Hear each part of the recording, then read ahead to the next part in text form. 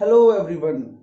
जब से ये लॉकडाउन शुरू हुआ है मैंने अपने अंदर एक हैबिट डेवलप की है और वो हैबिट है न्यूज़पेपर रीडिंग की। बट जब भी मैं न्यूज़पेपर को खोलता हूं मुझे हमेशा एक ही न्यूज़ फ्रंट पेज पे दिखाई देती है और वो दिखाई देती है कोरोना वायरस पेशेंट्स के बारे में। तो मैंने सोचा है कि आज मैं कुछ नया करता हूं और मैं कुछ पुराने न्यूज़पेपर से न्यूज कटिंग्स लाता हूं। तो चलिए कुछ न्यूज कटिंग्स आपके साथ शेयर करता हूं। तो पहली न्यूज है, over 13 million passengers are carried over 63,000 kilometre route of railway track every day. Means ये न्यूज थोड़ी पहले की है जिसमें इंडियन रेलवे ने बताया था कि लगभग 13 मिलियन, आपने नंबर का कॉन्सेप्ट पढ़ा होगा, 13 million is equal to 1.3 crore, 1 crore 30 lakh. तो लगभग 1 करोड़ 30 लाख पैसेंजर जो हैं 63,000 किलोमीटर लंबे रेलवे रूट से रोज ट्रैवल करते हैं।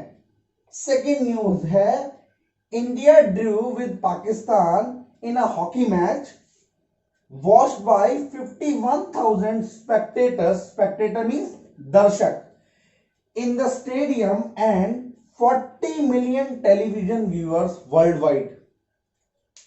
बड़ा इंटरेस्टिंग न्यूज है। तो आपको क्या लगता है, क्या इंडियन रेलवे ने एक एक करके 1 2 3 4 5 6 ये 13 मिलियन गिने होंगे? क्या आपको लगता है एक एक सेंटीमीटर, एक एक इंच, एक एक मीटर या एक एक किलोमीटर करके क्या ये रूट पूरा नापा होगा? क्या आपको लगता है कि स्टेडियम पे ये सारे दर्शक 51,000 क्या एक एक करके काउंट किए गए होंगे? या आपको लगता है कि टेलीविजन देखने वालों की ये संख्या जो 40 मिलियन है, 40 million is equal to 4 crore, तो क्या आपको लगता है कि एक एक की टीवी गिनी गई होगी? एब्सोल्युटली नहीं। तो क्या है, ऐसा क्यों लिख दिया गया? तो नमस्कार दोस्तों, मेरा नाम है विशाल और आप देख रहे हैं अपना channel learn with Vishal sir और आज का टॉपिक है एस्टिमेशन। और चलिए शुरू करते हैं।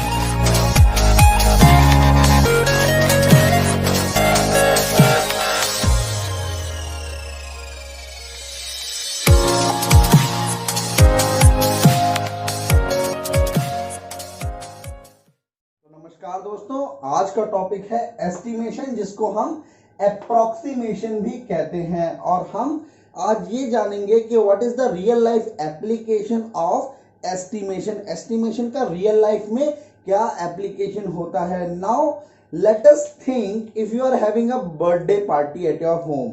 मान लेते हैं कि आपकी एक बर्थडे पार्टी है, तो क्या आप ऐसे ही प्लान कर लेंगे? अगर आपको पता है कि आपके 300 या 400, 300 या 400 फ्रेंड्स आने वाले हैं, पापा के फ्रेंड्स, मम्मी के फ्रेंड्स, भैया के फ्रेंड्स, सब मिला के 300 to 400 पर्सन आने वाले हैं, तो आपका कितना खर्चा होगा केटरिंग में, टेंट में? ये कितना खर्चा होगा, क्या आप गैस कर सकते हैं? शायद आप नहीं कर सकते हैं, लेकिन आप अगर किसी केटर को हायर करेंगे तो वो बता देगा कि सर आपका इतना खर्चा होगा, इतने रुपए का ये आएगा, इतने रुपए का ये आएगा, इतने रुपए का ये आएगा। सपोज करिए कि आपके घर में बर्थडे है जिसमें 400 पीपल आने वाले हैं, तो आपको एक केटर जो होगा, जो हलवाई जिसको हम बोलते हैं, वो आपको बोलेगा कि सर आपका पूरा खर्चा लगभग 70,000 होगा। तो क्या वो केटरर जो है उसने पहले से ही आपका खाना बना के रखा है? नहीं, उसके पास एक रफ आइडिया है। He is having a rough idea. उसके पास एक रफ आइडिया है और उस रफ आइडिया से हो सकता है कि आपका खर्चा 80,000 हो जाए, हो सकता है आपका खर्चा 65,000 हो जाए। उसने क्या बताया आपको? एक राउंड ऑफ फिगर बताया जिसको हम बोलते हैं एस्टिमेटेड वैल्यू।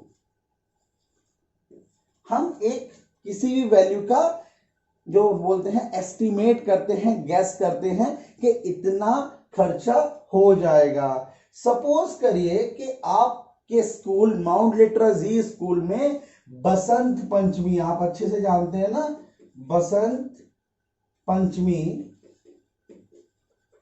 का भंडारा होता है।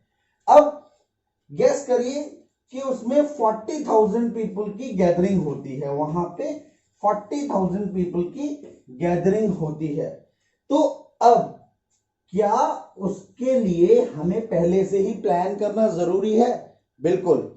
अगर हम पहले से प्लान नहीं करेंगे तो हो सकता है कि 40,000 लोग आए लेकिन भंडारे में प्रसाद केवल 20,000 लोगों को ही मिल पाए, या ऐसा भी हो सकता है कि 40,000 लोगों को प्रसाद मिल भी जाए और 40,000 लोगों का बना हुआ खाना फिक भी जाए। इसलिए estimation or approximation is very important when we are deciding or when we are planning the future thing. So this is all about the real life application of estimation. इस तरीके से हम estimation को रियल लाइफ में apply कर। दोस्तों, जैसे ही प्रधानमंत्री नरेंद्र मोदी ने रात को 8 बजे अनाउंस किया कि आज रात 12 बजे के बाद देश पूरा लॉकडाउन होने जा रहा है, देश में एकदम से अफरा तफरी मच गई। लोग दुकानों पे जा जाके स्टॉक यानी सामान भरने लगे। मेरे पापा ने भी मुझे एक छोटी सी लिस्ट दी है, चलिए मैं आपको दिखाता हूं। तो उन्होंने मुझे कहा, बेटा 2 kg राजमा ले आना, 2 kg राइस ले आना, 10 kg शुगर ले आना, 50 kg फ्लोर ले आना, फ्लोर मीन्स आटा ले आना, और 15 kg ऑयल ले आना। इतना सारा सामान, और उन्होंने मुझे 3,000 रुपीज दे दिए। कितने रुपीज दिए? 3,000। क्या उनको पता था कि ये सारा सामान 3,000 में आ जाएगा? यस, उनके पास एक रफ आइडिया था। क्या था? एक रफ आइडिया था, एक एस्टिमेशन था कि उन्हें पता था कि ये चीजें इतने में आ जाएंगी। लेकिन जब मैं मार्केट गया तो वो सारी चीजें 2,579 में आ गई। अब जब सारी चीजें 2,579 में आ गई, पापा ने पूछा कि बेटा ये सारी चीजें कितने में आई हैं? तो आई रिप्लाइड, पापा 2,600 में। ओह, आई टोल्ड अ लाई। अब मैंने झूठ बोल दिया कि पापा इतने में आई हैं। क्यों? हाँ, मैं मानता हूं मैंने झूठ बोला, बट मैंने क्या किया, इस वैल्यू को राउंड ऑफ कर दिया। क्या कर दिया? Round of. तो आज का एक नया टर्म है राउंड ऑफ। हम सीखेंगे राउंड ऑफ क्यों करते हैं। अब आप एक बात बताइए, सपोज कीजिए आपकी mother, if she is going to market, अगर आपकी मां मार्केट जा रही हैं और उन्होंने आपके फादर से कहा कि लाइए मुझे 10,000 रुपीज दीजिए, मुझे शॉपिंग करनी है, ठीक है, और उनके मान लीजिए 8,955 रुपीज खर्च होंगे। अगर मान लीजिए आपके मम्मी के 8,955 रुपीज खर्च हुए हैं, तो वो आपके पापा से क्या कहेंगी? क्या कहेंगी कि 8,955 हुए हैं, या वो ये कहेंगी 9,000 हुए हैं, या वो ये भी कह सकती हैं कि पूरा अमाउंट खर्च हो गया है। जनरली हो सकता है कि मैक्सिमम केस में कहें कि 9,000 खर्च हुए हैं। तो हम ये 9,000 क्यों कर दिए, मैंने यहां पे 2,600 क्यों कर दिए, और हम वैल्यूज को राउंड ऑफ क्यों करते हैं, and what is the difference between rounding off and estimation. तो आज हम जानेंगे कि राउंडिंग ऑफ क्या होता है और एस्टिमेशन क्या होता है। तो एस्टिमेशन हमने बताया है कि हम चीजों को प्लान करने के लिए एस्टिमेट करते हैं अपने रियल लाइफ में, और अब हम राउंड ऑफ समझाएंगे, और राउंड ऑफ के बाद हम दोनों चीजों को आपस में लिंक करेंगे और जोड़ के बताएंगे कि किस तरीके से राउंड ऑफ और एस्टिमेशन आपस में कितना रिलेट करते हैं। तो चलिए शुरू करते हैं। आज का टॉपिक रहेगा राउंडिंग ऑफ। चलिए, आपको मैं दो एडिशन देता हूं, 60 + 70 और 67 + 70 बताइए इसमें से कौन सा एडिशन ज्यादा इजी है? बिल्कुल सही, ये एडिशन ज्यादा इजी है बिकॉज इसके लास्ट में 0 है। हमें केवल क्या करना है, 6 + 7 13 एंड इट विल बी 130, है ना। और rather than doing this will be a little bit difficult, ये थोड़ा डिफिकल्ट होगा। चलिए एक और देते हैं, 137 + 242 और दूसरा है हमारे पास 100 + 300। अब आप बताइए आपके लिए इजी कौन सा है? सिंपल है ना ये। तो when we are writing the values which are having 0 at the end, हम जब वो वैल्यूज लिखते हैं जिनके लास्ट में 0 होता है तो हम उन्हें इजीली कैलकुलेट कर पाते हैं और हमारा माइंड भी उन्हें आसानी से रीड करता है। इसीलिए हम वैल्यूज को राउंड ऑफ करते हैं जिससे कि हमारी कैलकुलेशन स्किल्स फास्ट हो जाती हैं। तो चलिए राउंड ऑफ कैसे करते हैं इसके बारे में सीखते हैं। तो कुछ वैल्यूज मैं देता हूं। सबसे पहले मैं देता हूं rounding off to nearest tens. हम सबसे पहले नियरेस्ट टेंथ प्लेस पे राउंड ऑफ करेंगे। Suppose you are having a value 72, okay. Now एक हम टेंस प्लेस की टेबल बनाते हैं जिसमें 72, 70 और 80 के बीच में आता है या नहीं? तो 71 ये हुआ, 72, 73, 74, 75, 76, 77, 78 एंड 79।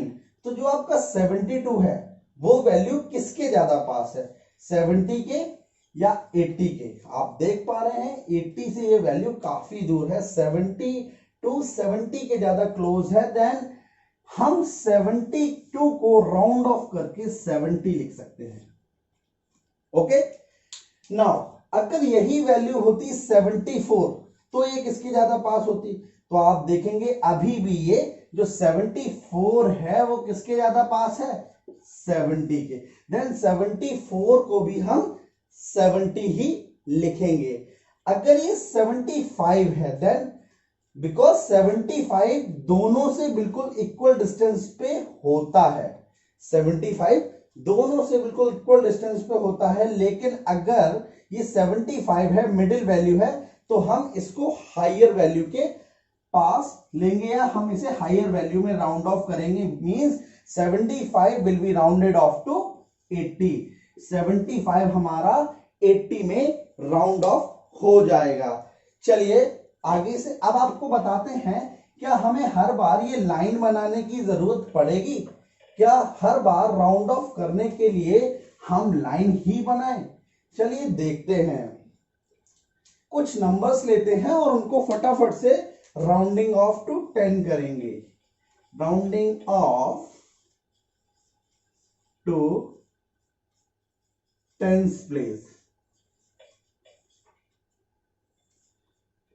72, 182, 92, 97, 187, 12, 91, 82, 84, 89। चलिए हम इन सभी वैल्यूज का राउंड ऑफ करते हैं नियरेस्ट टेंस में। तो सबसे पहले देखते हैं कि इनका टेंस प्लेस कहां है। तो ये ones tens, ones tens, ones tens, tens tens, this is tens, this is tens, this is tens, this is tens and this is tens. तो I have underline the tens place. हमने tens place को underline कर दिया है, tens place के digit को underline कर दिया है। तो अब हम चेक करेंगे कि टेंस प्लेस के बाद वाला यानी वंस प्लेस का जो नेक्स्ट डिजिट है वो कितना है। अगर वो वैल्यू 1 to 4 है, अगर वो वैल्यू 1 to 4 है तो हम क्या करेंगे, that will be converted as 0। अगर वो वैल्यू 1 से लेके 4 के बीच में है then it will be converted to 0। और अगर वो वैल्यू 5 से लेके 9 तक के बीच में है then it will also be converted as 0, लेकिन जो आपका टेंस प्लेस है उसमें +1 हो जाएगा, +1 टू टेंस प्लेस। देखते हैं कैसे। जैसे आपका पहला वैल्यू है 72, तो ये क्या है, 2 है, ये वैल्यू कितना है, 2 है। अब इन 2 को आप चेक करेंगे, 2 कैसा है, 1 और 4 के बीच में है, यानी ये छोटा है 5 से। अगर ये वैल्यू 5 से छोटी होती है तो अब हम क्या करेंगे, it will be 0 and it will B 70। अब देखिए ये भी वैल्यू 2 है, तो 1 8 और ये 0, ये भी वैल्यू 9 0। अब यहां पे देखेंगे कि ये वैल्यू 7 5 से बड़ी है, तो इसका मतलब जो टेंस प्लेस होगा उसमें एक प्लस कर देंगे। तो यहाँ पे 9 है, 9 की जगह कितना होगा, ये वाला 9 की जगह कितना होगा 10 एंड ये 0, यानी 97 का 100 हो जाएगा। अब देखिए जैसे ये है, यहाँ पे ये 7 है, ये कैसा है, 5 से बड़ा है। 5 से अगर बड़ा है तो क्या होगा, 18 will become 19 and it will become 0. Now take this is 2, so this will 1 0. This is also less than 5, so it is 9 0. This is also less than 5, this will be also 8 0. This is also less than 5, this is also 8 0. Now it is more than 5, it will be 8 plus 1 9 and it will be 90. Hope you have understood rounding off to tens place. Let us discuss rounding off to 100 place. अब हम discuss करेंगे 100 place को round of करना। तो चलिए शुरू करते हैं। जैसे एक नंबर है 724, 326, 982, 554 एक्सेट्रा। तो चलिए सबसे पहले हम क्या करते हैं, जो हमारा 100 प्लेस है उसे अंडरलाइन करते हैं। अब 100 प्लेस के नेक्स्ट वाला डिजिट हम चेक करेंगे। मैं उसके ऊपर एक ब्लू कलर का एरो बना रहा हूं जिससे आपको इजीली समझ में आ जाए। अब हम वही प्रोसेस जो हमने टेंस प्लेस में राउंड ऑफ करने में की थी वही हम 100 प्लेस में करेंगे। अब बस करना क्या है कि हमें जो 100 प्लेस के नेक्स्ट वाला डिजिट है, यानी 7 के नेक्स्ट वाला डिजिट कितना है, 2 कितना है, 5 से छोटा है या बड़ा है। अगर 5 या उससे 5 से छोटा है, 5 या नहीं 5 से अगर छोटा है तो यहाँ पे पूरी वैल्यू 0 हो जाएगी, means it will be 0 0 and then it will be 700। Clear. Now देखिए ये भी वैल्यू 5 से छोटी है तो आगे ये भी वैल्यू 6 भी 0 हो जाएगी, 0 0 एंड दिस इज 3। लेकिन ये 8 ये क्या है, ये बड़ा है 5 से, तो हो तो ये भी 0 जाएंगे, लेकिन 9 plus 1 10, यहां पे एक ऐड हो जाएगा। नेक्स्ट अब यहां पे देखेंगे ये वैल्यू भी 5 है या उससे बड़ी है, तो 5 plus 1 6 और आगे के number 0 0। So this is how we round off to 100 place. चलिए प्रैक्टिस सेट में एक फटाफट से हम कुछ नंबर्स को राउंड ऑफ टू 100 करते हैं। जैसे 1728, 1978, 2020 एंड किसी का ऐसा नंबर भी हो सकता है 181973। तो चलिए हम 100 प्लेस की बात कर रहे हैं तो हम 1000 तक मूव ही नहीं करेंगे। जरूरी नहीं है कि 100 प्लेस में मूव करने के लिए हम 1000 की वैल्यू का यूज नहीं कर सकते, हम यूज कर सकते हैं। तो ये तो है हमारा 100 प्लेस। अब इसके नेक्स्ट का डिजिट हम चेक करेंगे। नेक्स्ट डिजिट 2 कैसा है, 5 से छोटा है, तो ये 17 की जगह 17 ही रहेगा और नेक्स्ट डिजिट 0 0 हो जाएंगे। ये 5 से बड़ा है तो ये 19 की जगह 20 हो जाएगा, नेक्स्ट डिजिट 0 0 ही रहेंगे। यहाँ पे 0 20 है और नेक्स्ट डिजिट 2 है जो कि 5 से छोटा है, तो ये भी 0 0 ही रहेंगे। ये डिजिट 5 से बड़ा है तो ये 19 की जगह 20 हो जाएगा और 0 0 भी रहेंगे। अब बारी आती है कि एस्टिमेशन क्या बिल्कुल सही है। तो एस्टिमेशन चीजों को स्पीड अप करने के लिए यूज होता है। इससे हम एक्यूरेसी नहीं निकाल सकते, हम बहुत ज्यादा एक्यूरेट आंसर नहीं निकाल सकते। आप देखेंगे 1978 वो भी राउंड ऑफ 2000 में होता है, और 1973 वो भी राउंड ऑफ 2000 में होता है। Even if you are rounding off 1950 it will also be rounded off to, because ये वाला नंबर 5 से ग्रेटर है, यानी 5 या उससे ग्रेटर है, तो ये भी 19 की जगह 20 हो जाएगा।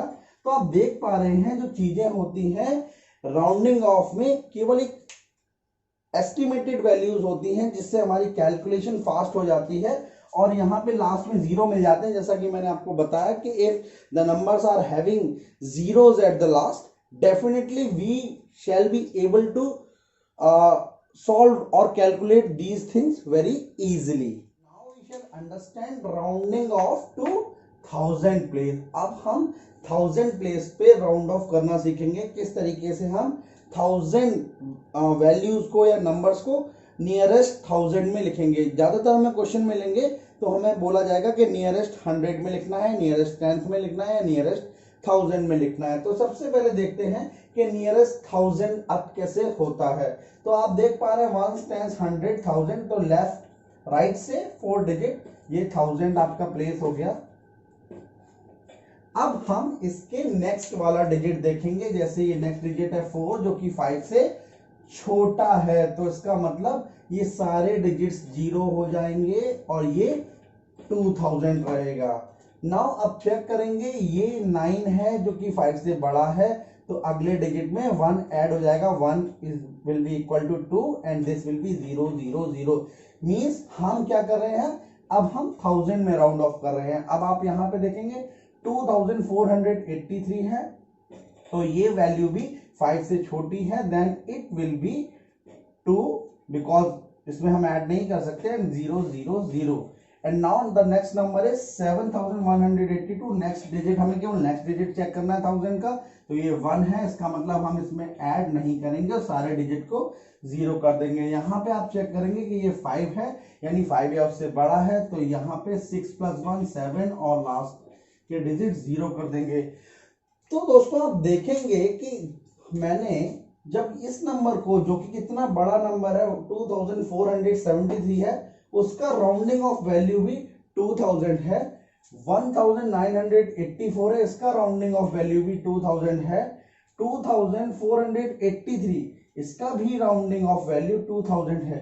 तीनों नंबर डिफरेंट है काफी, और दो नंबर्स में तो लगभग 500 का डिफरेंस है, लेकिन फिर भी इनका राउंडिंग ऑफ जो है सेम है। मींस राउंडिंग ऑफ वैल्यू जो होती है वो एक एस्टिमेटेड वैल्यू होती है, एस्टिमेटेड आंसर्स की तरफ बढ़ती हैं। ये बिल्कुल एक्यूरेट आंसर नहीं होते हैं, लेकिन बहुत ही फास्ट आंसर होते हैं। आप देख पा रहे हैं 7182 एंड 6528, इन दोनों में अगर डिफरेंस की बात करें तो नियर अबाउट 600 से ज्यादा का डिफरेंस है, 650 के आसपास का डिफरेंस है, लेकिन आप देखेंगे कि इनका राउंडिंग ऑफ सेम है।